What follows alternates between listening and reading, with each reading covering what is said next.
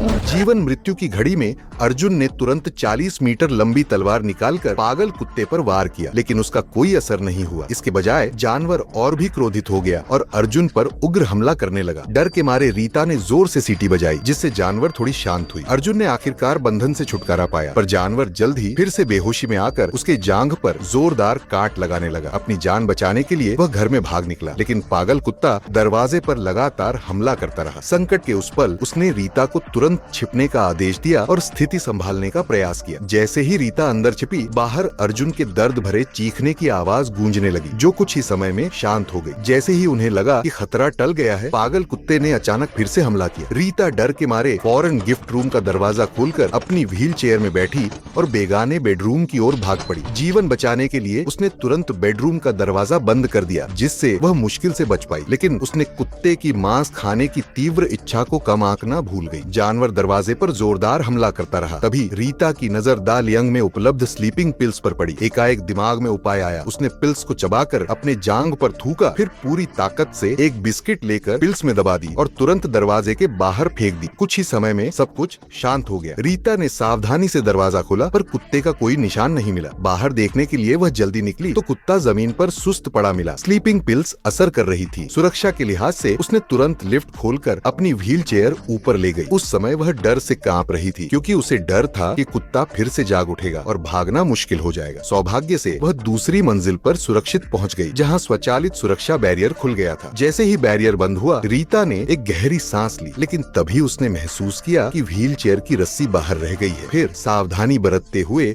वह शीशा निकालकर नीचे की स्थिति देखने लगी। तभी कुत्ता अचानक सीढ़ियों से बाहर धावा बोल पड़ा।